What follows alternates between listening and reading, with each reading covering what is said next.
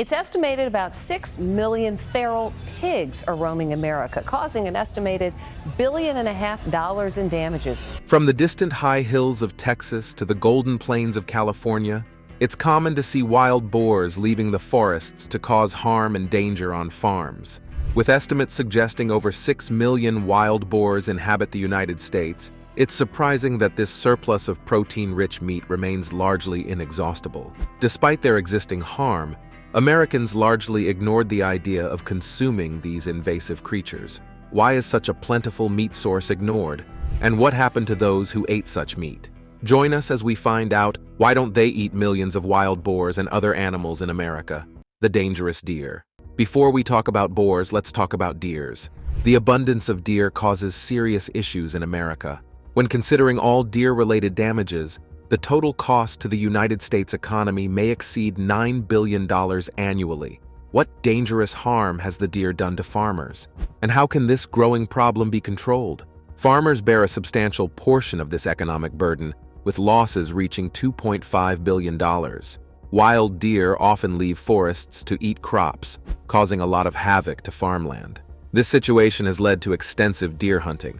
During hunting seasons, about 6 million deer are eliminated each year. However, this practice raises questions about resource use. The hunted deer represent around 200,000 tons of protein that often goes to waste.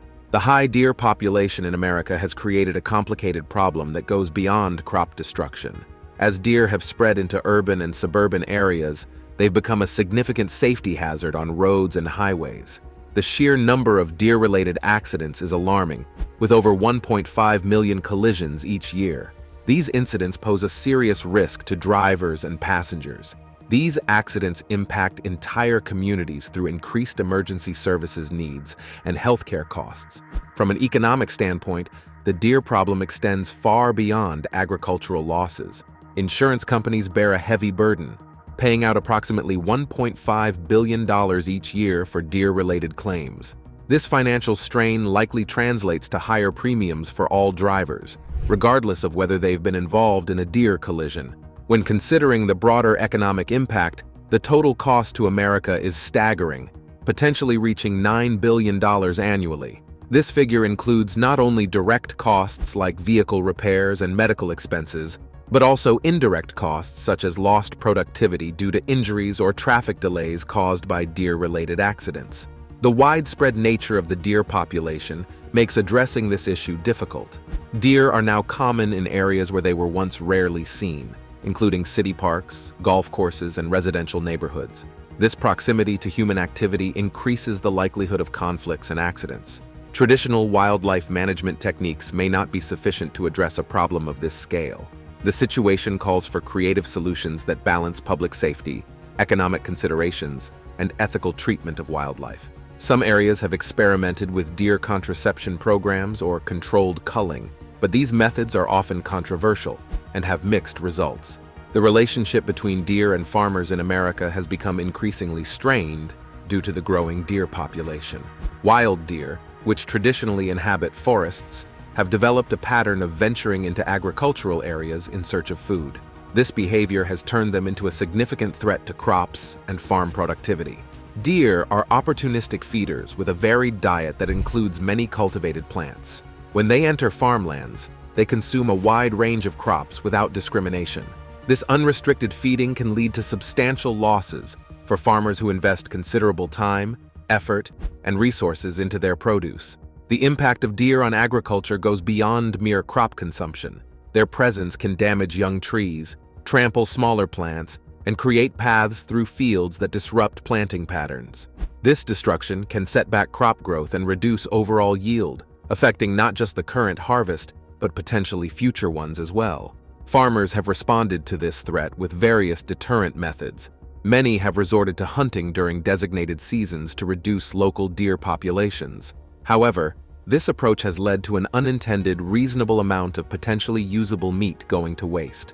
The annual deer hunt results in approximately 6 million deer being eliminated, approximately 200,000 tons of protein that often remains unused. The focus for many farmers is on protecting their livelihoods rather than harvesting the deer for meat.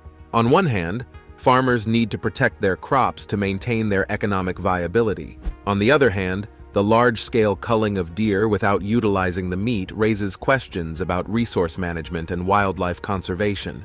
Wild pigs.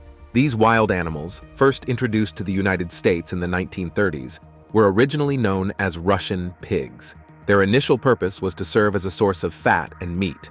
However, this has led to unforeseen and far-reaching consequences. Over time, some of these pigs escaped from farms and began to thrive in the wild.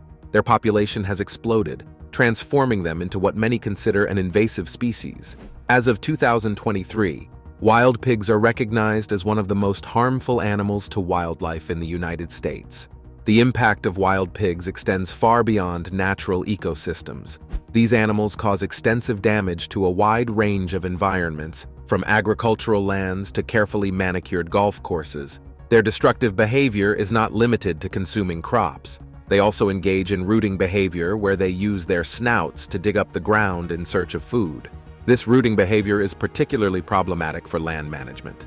When wild pigs root, they leave behind large areas of disturbed soil.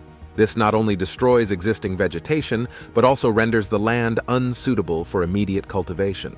The damage can be so severe that it requires significant effort and resources to restore the land to a usable condition.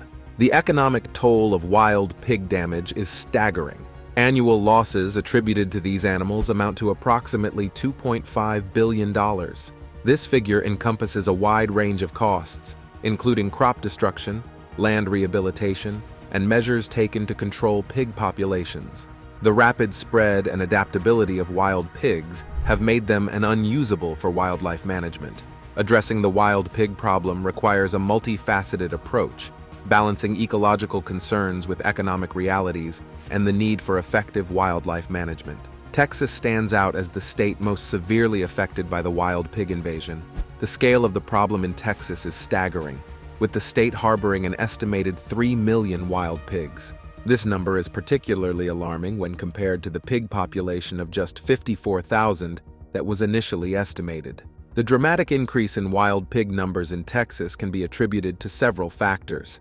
The state's diverse landscape provides ideal habitats for these adaptable animals, ranging from dense forests to open grasslands.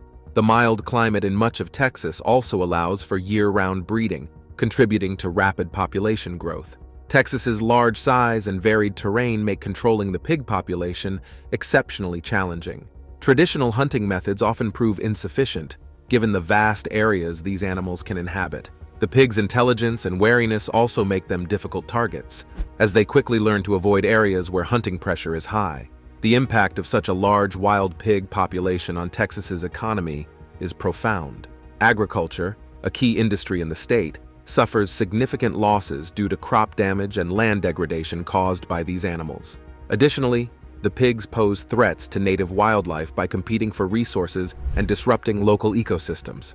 Texas has been forced to take innovative approaches to address this issue. The state has implemented more aggressive control measures, including allowing hunting from helicopters. This aerial method allows for better access to remote areas and can be more effective in culling larger numbers of pigs quickly. Despite these efforts, the wild pig population in Texas continues to grow.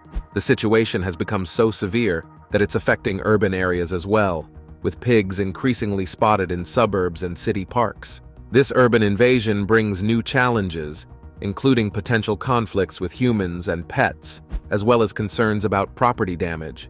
As their numbers continue to rise, the question remains, what is the most effective way to manage America's growing wild pig population? And how can we mitigate their impact on the country? Hunting dogs. The use of hunting dogs is a time-honored technique that has found renewed purpose in wild pig control. Trained dogs can track and corner pigs in dense vegetation where human hunters might struggle. This method is particularly useful for locating and dispatching pigs in areas where other control methods are less effective. Chemical control, including poison baits, has been researched but remains controversial due to potential impacts on non-target species and environmental concerns. Each of these methods has its place in the overall strategy to manage wild pig populations, but none has proven to be a silver bullet solution. The complexity of the problem necessitates a multifaceted approach, combining various techniques tailored to specific local conditions. Pig proliferation. Despite intensive efforts to control wild pig populations, their numbers continue to grow at an alarming rate. This persistence presents a paradox that challenges wildlife management experts and policymakers alike. One of the key factors contributing to this paradox is the wild pig's remarkable reproductive capacity. Female pigs, or sows, can begin breeding at a young age, often as early as 6 to 8 months old. They are capable of producing up to 2 litters per year, with each litter containing 4 to 12 piglets. This high reproductive rate means that pig populations can rebound quickly, even in the face of significant culling efforts. Another factor is the wild pig's adaptability to various environments. These animals can thrive in diverse habitats, from forests and swamps to agricultural lands and urban fringes. This versatility allows them to find new territories when pressured in one area, making complete eradication extremely difficult. The lack of natural predators in many areas also contributes to their unchecked growth. In their introduced ranges, wild pigs often have few animals capable of preying on adult individuals. This absence of natural population control mechanisms puts the onus of management entirely on human efforts. Interestingly, some control methods may inadvertently contribute to the problem. For instance, hunting pressure can cause pigs to become more nocturnal and wary, making them harder to locate and control. Additionally, unsuccessful trapping attempts can educate pigs, making them more difficult to capture in the future. Climate change may also play a role in the paradox. Milder winters in some regions can lead to higher survival rates and longer breeding seasons, further accelerating population growth. The intelligence of wild pigs adds another layer of complexity. These animals quickly learn to avoid danger and can pass this knowledge to their offspring, making each generation potentially more challenging to control than the last. This combination of high reproductive rates, adaptability, lack of predators, and learned behavior creates a situation where, despite removing 60 to 80% of a pig population annually, numbers can still increase. Why Americans don't eat wild pigs? Despite the abundance of wild pigs and the need to control their population, there's a notable reluctance among Americans to use them as a food source. This hesitation stems primarily from significant health concerns associated with consuming wild pig meat. Wild pigs are opportunistic omnivores with a diet that includes almost anything they can find. This indiscriminate eating habit, which can include garbage and carrion, makes them potential carriers of various pathogens. Their scavenging behavior increases their exposure to harmful bacteria, parasites, and other disease-causing organisms. The risk of zoonotic diseases, which are those that can be transmitted from animals to humans, is a major concern with wild pig meat. These animals can carry up to 24 different diseases that are communicable to humans. Some of these diseases can be severe and potentially life-threatening, making the consumption of improperly handled or undercooked wild pig meat a significant health hazard. Common diseases associated with wild pigs include brucellosis, which can cause fever, joint pain, and fatigue in humans. Trichinosis, caused by parasitic roundworms, is another risk. This condition can lead to muscle pain, fever, and in severe cases, heart and breathing problems. Moreover, wild pigs can be infected with swine influenza viruses, which have the potential to mutate and infect humans. The possibility of new strains emerging through these wild populations adds another layer of concern from a public health perspective. Handling wild pig carcasses also poses risks. There have been reports suggesting that even the process of field dressing, that is, removing the internal organs of wild pigs, can lead to illness. This risk extends the health concerns beyond consumption to the hunting and processing stages. The challenge of ensuring the meat is free from these health risks is substantial. Unlike domesticated animals raised for food, wild pigs aren't subject to health monitoring or controlled feeding practices. This lack of oversight makes it difficult to guarantee the safety of the meat. Given these health risks, many Americans view wild pigs more as a hazard to be eliminated rather than a potential food resource. The perceived dangers outweigh the potential benefits of utilizing this abundant meat source, leading to a preference for culling over consumption in wild pig management strategies. Dangerous attacks of wolves on livestock. While deer and wild pigs pose significant challenges, wolves present a different kind of threat, particularly to livestock farmers in America.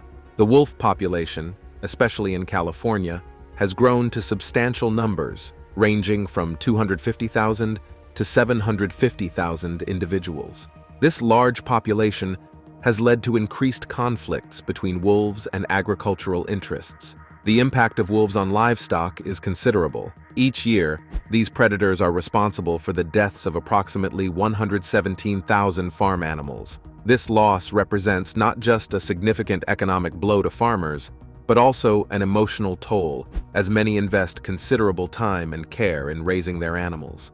Wolves, as apex predators, have a natural instinct to hunt. In areas where their territories overlap with farmland, domesticated animals become easy targets. Sheep are particularly vulnerable due to their docile nature and lack of effective defense mechanisms against wolf attacks. However, wolves don't limit themselves to smaller livestock. They're capable of taking down larger animals like cattle as well. The presence of wolf packs near farms creates a constant state of stress for both the livestock and the farmers.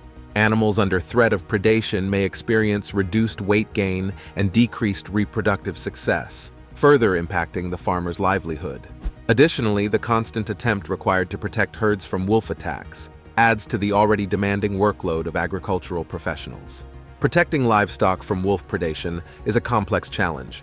Traditional methods like fencing are often insufficient against these intelligent and determined predators. Some farmers have resorted to using guard animals, such as dogs or llamas, which can help deter wolves but aren't always effective against a determined pack. The economic impact extends beyond the immediate loss of animals. Farmers must invest in additional security measures, increasing their operational costs. Insurance premiums may rise in areas with high wolf populations, further straining agricultural budgets. This situation has created tension between conservationists who advocate for wolf protection and farmers fighting to protect their livelihoods. Finding a balance between preserving wolf populations and safeguarding agricultural interests remains a contentious issue in many parts of America, particularly in states with relevant wolf presence. Human-wolf conflict. The conflict between humans and wolves extends beyond livestock predation, encompassing direct threats to human safety. Over 30 years leading up to 2006, there were 160 reported wolf attacks on humans in the United States. This statistic highlights the potential danger wolves pose to people, especially in areas where human settlements encroach on wolf habitats. While wolf attacks on humans are relatively rare compared to other wildlife encounters, they tend to generate significant public concern and media attention. These incidents often occur in rural areas or on the fringes of urban developments, where wolves are more likely to come into contact with people. Hikers, campers, and individuals living in remote locations are at high risk of such encounters. The nature of wolf attacks can vary. Some may be defensive reactions when wolves feel threatened or cornered, while others might be predatory, especially if the wolves are habituated to human presence or desperate for food. Attacks on children are particularly concerning, as they may be perceived as easier prey by wolves. In response to these threats, many communities have implemented measures to reduce human-wolf conflicts. These include public education programs on wolf behavior and safety precautions, as well as regulations on garbage disposal and pet management in wolf-prone areas to reduce attractants. However, the fear and anger generated by wolf attacks often lead to retaliatory actions by humans. Farmers and ranchers, feeling threatened and frustrated by livestock losses and potential risks to their families, may take matters into their own hands. This retaliation can take the form of illegal hunting or poisoning of wolves, actions that are often at odds with conservation efforts and legal protections for wolf populations. The scale of human retaliation against wolves is significant. It's estimated that humans eliminates about 500,000 wolves in America each year, equating to roughly 1 wolf death per minute. This high rate of eliminating raises concerns about the long-term viability of wolf populations and the ecological balance in areas where wolves play a crucial role as apex predators. Balancing public safety and economic concerns with wildlife conservation goals remains a contentious issue, requiring nuanced approaches that consider both human needs and ecological preservation. How did it all begin? How did it all begin? Well, it started with 2 key factors, which includes the rapid urbanization and the regeneration of forests. Cities are expanding, But forests are also comfortable enough to breed in, so wild boar populations are thriving across Europe. In fact, there are increasingly more encounters with these creatures in major European cities like Berlin, Madrid, and Warsaw. Italy alone is now home to roughly 1 million wild boars, and they're causing mayhem by damaging crops and causing around 2,000 car accidents each year. And that's not all the trouble they cause. In Italy, wild boars create agricultural damage worth up to $22 million every year. That's because they're incredibly voracious creatures, ready to devour anything that comes in their way, even resorting to cannibalism when desperate. Furthermore, wild boars have an exceptional ability to adapt to almost any reasonable environment. This is why they're considered one of the most invasive species by the International Union for Conservation of Nature. Whether it's semi-arid plains, alpine forests, or marshy grasslands, wild boars thrive in almost any habitat. As long as there's food available, you can be sure wild boars will be fine there. But where did they come from? Where did they come from? Historically, it's known that wild boars appeared in Southeast Asia, and from there, they began to spread across the European continent. This happened about 5 million years ago, and quite quickly, many civilizations began to consider wild boars as popular prey. At the beginning of the 20th century, human pressure, that is, active deforestation and the rapid development of agriculture, led to the almost complete extinction of the species on the Italian peninsula. Only a few populations survived in Tuscany, southern Italy, and the Alps. However, after Second World War, Italy experienced a gradual economic boom, along with the urbanization of the population. The forests gradually regenerated, and the wild animals returned. Wild boars thrived in the absence of gray wolves, their primary predators, and their ability to eat a wide variety of food sources allowed their population to grow significantly. Furthermore, people, especially hunters, actively encouraged the reintroduction of wild boars into unoccupied forests. And this is where it got us. There are now over 10 million wild boars in the European Union, and their population keeps on growing. This means the clashes between people and wild boars will become increasingly frequent. When these wild boars venture into cities, they become even more troublesome than rats or pigeons because of their larger size and more complex behavior. Wild boars in urban areas pose a genuine problem, and it's not limited to Europe alone. You can encounter them everywhere, whether it's Barcelona or Berlin, Houston or Hong Kong. These cities have witnessed groups of wild boars wandering the streets at different times of the day. The main reason for this urban takeover by wild boars is the uncollected garbage and people who willingly feed them. A recent study revealed that wild boars now inhabit 105 Italian cities, a stark increase from just 2 cities a decade ago. This phenomenon is not unique to Italy, and it's happening elsewhere too. To get a sense of just how comfortable boars feel in urban areas, all you need to do is check out any video taken by regular people. Boars don't seem bothered by much anymore. One big reason is they've lost their fear of people, and this leads to some real chaos. Take Barcelona in 2016, for instance. The cops got 1,187 calls from people upset about wild boars causing trouble. These creatures were out there tearing up lawns, rummaging through garbage, tangling with dogs, stealing cat food, messing up traffic, and even slamming into cars. Back in 2013, a cop tried to shoot a boar with his service pistol, but ended up injuring his partner instead. Actually, Italy and Spain deal with the most boar-related issues, so efforts to address the problem are most intense in these countries. We've compiled statistics for these 2 countries. However, it's important to note that the issue affects many more countries. In Scotland, there have been recent reports of wild boars being blamed for the elimination of sheep on local farms. It's worth noting that such behavior is uncommon for wild boars, although there have been occasional incidents in the past. Back in 2016, the Scottish Gamekeepers Association raised concerns about wild boars attacking and consuming livestock.